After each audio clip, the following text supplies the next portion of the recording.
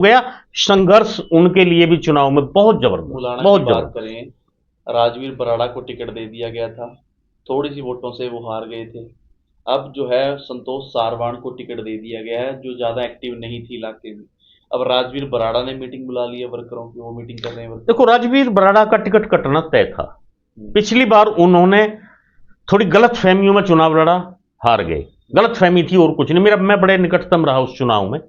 उसके बाद संतोष सारवान नंबर एक, पहली बात वो पार्टी में हैवी है, उसके ऊपर बहुत संबंध है। उनके एक जगह हैं तो उनके 100 जगह हैं।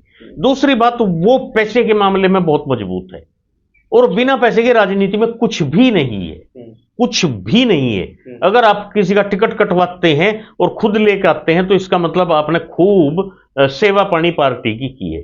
भाई, पार्टी फंड भी होते हैं और भी चीजें बहुत होती हैं, पर्सनली भी बहुत कुछ करना पड़ता है टिकट के लिए। तो लेकिन राजवीर बराड़ा की एक बैड लक तो है उनके लिए, पार्टी भी छोटी। भाई, बैड लक है उनका। 19 में सिंबल वो नामांकन कराने के लिए मुख्यमंत्री साहब आए थे, खट्टर साहब आए थे, तब वो कहां थे? वो क्यों गलत फहमी में रहे हैं? मौका मिला है तो जान लगा दो। लोगों ने देखो, मैंने अभी आपको कहा असीम गोयल के लिए कि असीम गोयल को ये मौका मिला है, ये जीवनदान मिला है, वो गलत फहमी में न रहे। फिर कह रहा हूं, इसीलिए चुनाव में जान लगा दें। जो भंगड़े पा रहे थे ना रात, उन्हें चाहिए कि वो अब जान लगा दें। अगर असीम गोयल ने तन मन धन से ये चुनाव नहीं लड़ा तो बहुत बड़े मार्जिन से हार मिलेगी। चुनाव लड़ने में तो असीम गोयल और उनकी टीम फेमस है। नहीं, कोई फेमस नहीं है, कुछ नहीं है। पहले दोनों चुनाव मोदी जी के चुनाव थे, गलत फहमी निकाल लो। कहां दी थी मोदी की? किसमें? 19 में खूब थी। अरे 75+ का नारा फ्री में दिया हुआ था क्या? 10 की 10 लोकसभा आई थी।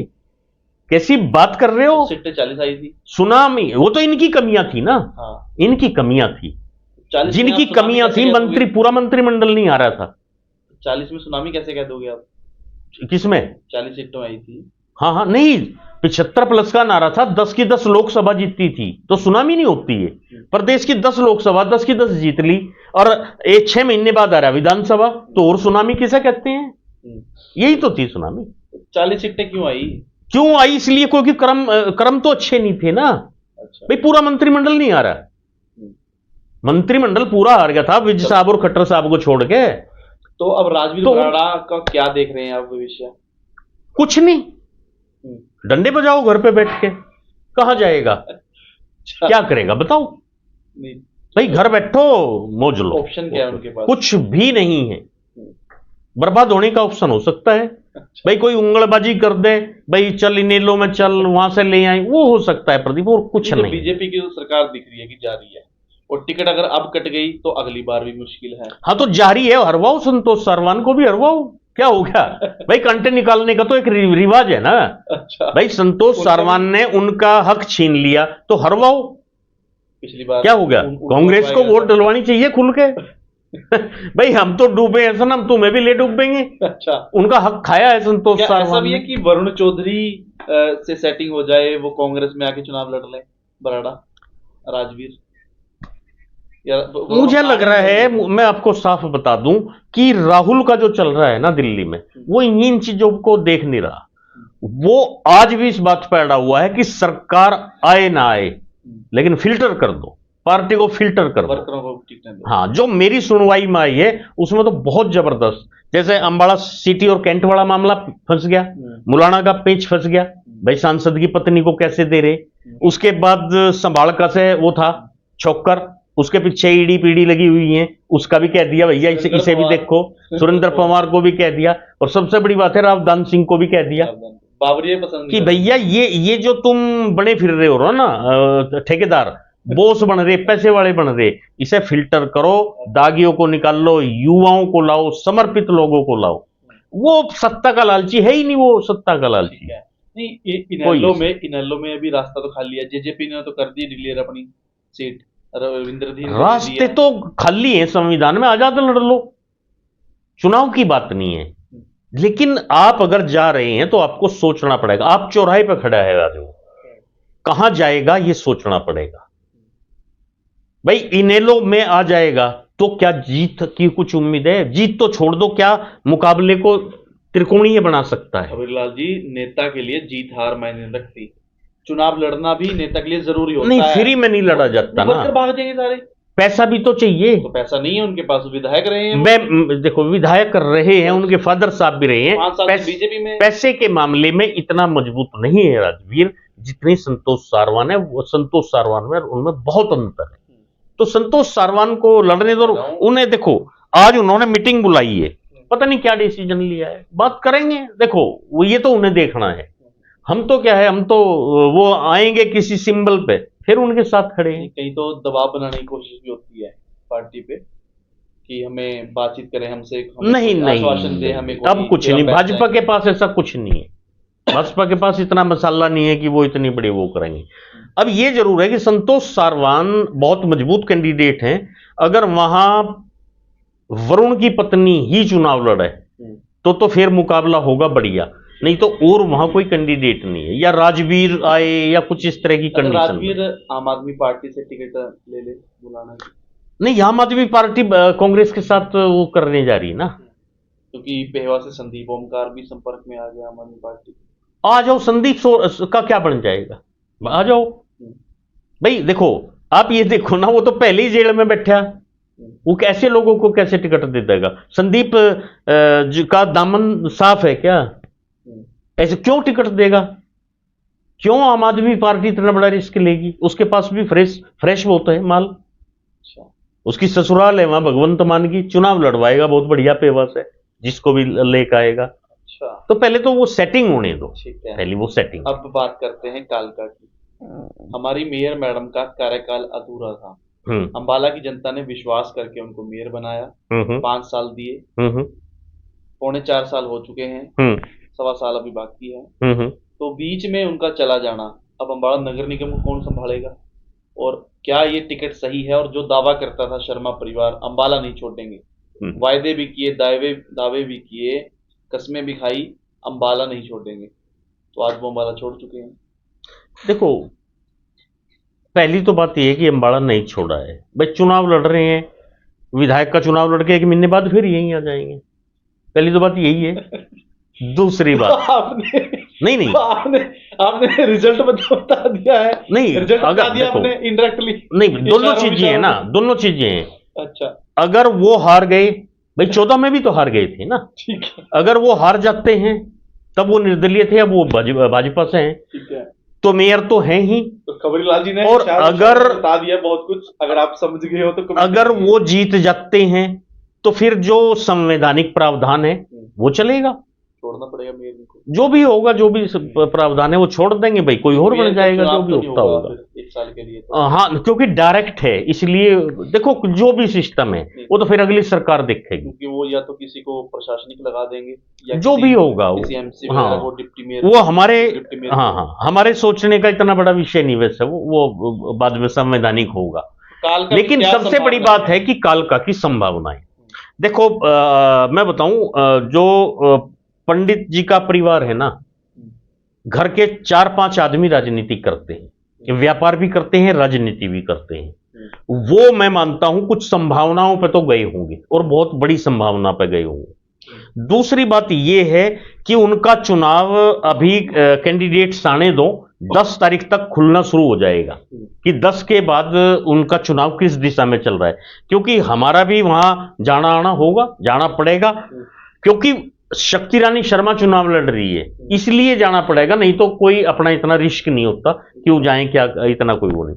लेकिन अब मैडम चुनाव लड़ रहे हैं तो वहां जाना पड़ेगा, देखना पड़ेगा क्या स्थिति है, क्योंकि हमारे दर्शकों की जो रुचि है वो कालका के चुनाव में बढ़ गई। अब उनके टिकट से अंबाला से समर्थक भी जाएंगे, पत्रकार भी, वो सब जाएंगे, और मैं तो स्पेशली जाऊंगा, क्योंकि मैडम का जो सर्वे है वो मुझे बहुत अच्छे तरीके से बनाना है, समीकरण अच्छे तरीके से वहां देखना है सारा। और बाकी उन्हें भी पहली तो शुभकामनाएं हैं, बहुत अच्छी बात है। राजनीति में राजनीति में नहीं, हर प्रोफेशन में हर आदमी अपनी तरक्की चाहता है, तो अच्छी बात है। वहां से भाजपा के टिकट पे उन्हें भी शुभकामनाएं, और मैं तो वादा करता हूं कि उनके चुनाव के मैं तो खूब दिलचस्पी लूंगा और बताऊंगा, प्रचार भी मतलब जैसा हमें मौका मिलेगा उधर से, अगर मिला तो वो भी चलेगा खूब, ऐसी कोई बात नहीं है। ठीक है। और बाकी जीत के आए अच्छी बात है। तो आप चाहते नहीं कि वो मेयर रहे हैं बाला की? नहीं नहीं, हाँ देखो वो सबसे बड़ी बात है कि वो एक सम्मानित महिला है, उनका हमारे दिलों में सम्मान बहुत है, तो उस सम्मान के बल पे ही है, हमारी तो शुभकामनाएं हैं कि वो जीत के आए और कमल का फूल खिला के आए। अच्छा, कहने को तो मिला भाई, कमल का फूल खिला के आए कोई। पहली बार सुना होगा आपने हाँ। खबरीलाल जी कह रहे हैं किसी के लिए कि कमल का फूल खिलेगा या हाँ, खिलना हाँ। चाहिए। बाकी सीटों की बात करें, हाँ जी, अब आगे चलते हैं।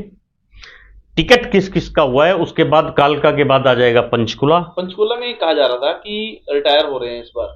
जैसे ही असीम गोयल की चर्चा चली तो उन्होंने बैनर लगवा दिए, ज्ञानचंद गुप्ता ने, कि मैं अभी जवान हूं, मैं चुनाव लड़ूंगा। बैनर उनके लग गए, तीसरी बार भाजपा सरकार, तो वो चुनाव लड़ रहे हैं इस बार।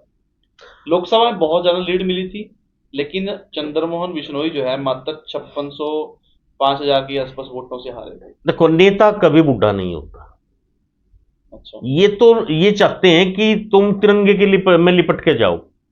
अच्छा, तो ये पता नहीं इनकी अपनी सोच होती है, नहीं तो उम्र हो जाती है, ऐसी बुद्धि हो जाया करे, ऐसी सोच हो जाती है, ऐसा ही दिमाग हो जाया करे, ऐसा ही शरीर हो जा, और फिर भी आप दौड़ रहे हो भाई। किसी युवा को समर्पित हैं और लोग हैं, इसीलिए लोग पार्टियां छोड़ के भागते हैं कि यार तुम एक तो टिकट मैंने सुना वो ना राम कुमार गौतम को दे रखे आप संधु से, कोई जो दर्शक देख रहे हैं सफेदों से 78 साल उम्र है। मैं कहता हूं जितने लाइव देखेंगे हमारे दर्शक, वो बता देंगे कि यार ये भाजपा ने किया क्या है। उसके बाद चलो विज नारनौल से विधायक हैं, हाँ, और 78 साल उनकी उम्र है। विज साहब को भी ऐसे स्वास्थ्य में इस उम्र में टिकट दिया, मैं तो बढ़िया नहीं मानता बिल्कुल भी। अब वो भी बेचारे वो यही कहते फिरेंगे भाई मेरा आखिरी चुनाव है, मुझे जिता दो, मैं ये कर दूंगा, सरकार आ नहीं रही है, एक विधायक रह जाएगा, क्या सेवा होगी, क्या होगा। आज वो भी मैं महान नेता तब मानता, आज एक प्रतिनिधि अपना खड़ा करके देते कि मैंने एक अच्छा नेता दिया है इसको। पता नहीं है, देखो सबकी सोच है। तो पंचकुला में कोई भी आएगा, इस बार मुकाबला बढ़िया होगा, खूब बढ़िया मुकाबला होगा, और चंद्रमोहन बिश्नोई अगर आता है वो भी नंबर 1 की टक्कर वो ही देगा वहां से। और बताओ, इसके अलावा अगर इधर बात कर ले, सही बात बताओ, जिस तरीके से कांग्रेस में सिस्टम चल रहा है, अभी भी रिव्यू मीटिंग जारी है, 24 सीटों पर जो पेच फंसा हुआ है। अब कुमारी शैलजा का बयान अभी भी थोड़ी देर पहले आया है कि 66 नहीं, 24 नहीं, पूरी 90 सीटों पर हमसे नाम मांग लिए हैं। इस बात पे हम बाद में चर्चा करें, क्योंकि नारायणगढ़ से अभी भाजपा दे नहीं रही, तो ये भी एक भाजपा की देखो कितना बड़ा बैकफुट पे जाना है कि ग्रह जो क्षेत्र है मुख्यमंत्री जी का, और उस चौकड़ी का जिसने विज साहब के लिए साजिश की थी, आज उनके पास कैंडिडेट नहीं है, और ये सच्चाई है। कोई इधर उधर से ला के ही वहां खड़ा करेंगे, और जो भी आएगा, अगर शैली चौधरी का टिकट हो गया तो वहां बुरा हाल होगा। राजकुमार सैनी की जो भतीजा है गुलशन है, उसको ले आए, और जो नैब सैनी है उनके भाई एक हैं, वो भी टिकट के चाहवान हैं। ठीक है, इसके अलावा एक और नाम ये लतिका शर्मा, जिनका टिकट काटा है कालका से, उनकी भी चर्चा है, क्योंकि उनका कहा जा रहा है कि घर पहले नारायणगढ़ में की रहने वाली हैं वो, और 14 में वो टिकट ही वहीं से मांग रही थी। 14 में फ्लैक्स इनके लग गए थे, सब कुछ हो गया था, लेकिन वहां बेचना पड़ा। वो तो कोई भी आएगा, शैली चौधरी से जो टकराएगा बहुत अच्छे तरीके से चुनाव लड़ना पड़ेगा। शैली चौधरी पे पार पाना आसान नहीं है। मुझे लग रहा है कि एक तरफा सीट है। हाँ, नहीं, एक तरफा है बिल्कुल, और नहीं भी होगी, चुनाव में आएंगे सब पता लग जाएगा। उसके बाद जो सढौरा बलवंत जी दोबारा, वो भी उम्र में अंतिम पड़ाव में जो है बहुत ज्यादा जो आजमाइश में आगे मैदान में, वहां भी पता लग जाएगा, वहां रेणु का ही लगभग होगा, अच्छा मुकाबला होगा। बहुत कल जो खबर मेरे पास आई थी कि रेणु की जो टिकट है वो भी खतरे में है, वहां से कांग्रेस ने लीड ली भाई, लेकिन देखो उनकी पर्सनली छवि थोड़ी जो पर्सनली है उनका वो थोड़ा सा डाउन है, लेकिन बवाल हुआ है कल भी उनकी टिकट को लेकर, और अब शायद उनकी टिकट थोड़ी सी सेफ जगह पर है। जब राहुल काल चल रहा है, परिवर्तन हुआ है, नीतियां बदली हैं पार्टी की, तो आप समझो खतरा सबको हो जाता है। कोई बात नहीं राहु काल है, लेकिन राहु काल है। नहीं, इनके लिए तो राहु काल बन रहा ना सबके लिए। अच्छा। वैसे देखो, राहुल काल है एक बहुत अच्छी उसमें चल रहा है, जो होगा बहुत अच्छा होगा, ऐसी बात नहीं है। तो सढौरा में भी कोई ऐसा विशेष नहीं होने का। मुलाना का हमारा हो ही गया, कैंट का हो गया, सिटी का। अब बात यह है कि हम लोग जो चुनाव चलेगा 10 तारीख के बाद का, उसकी तैयारी अब करेंगे। लोगों की सोच क्या है। हम मेरा जो मिशन होगा, मैं तो स्पेशली आपको बताऊं, और आप भी यही रखो कि कैंट और सिटी विधानसभा सीटों की दोनों का क्या कमियां रही हैं, क्या खूबी रही है, उसको हमें जनता के सामने, पब्लिक के सामने बड़ा आईने की तरह रखना है। और ये भी है कि एक एक चीज को देखो, अगर प्रत्याशी हमें कोऑपरेट नहीं करता, क्योंकि इन्हें तो सोशल मीडिया वाले ऐसे ही लगते थे ना कि भाई ये तो है ही कुछ नहीं है। चलो कोई बात नहीं, वो तो पता लग जाता है समय पे।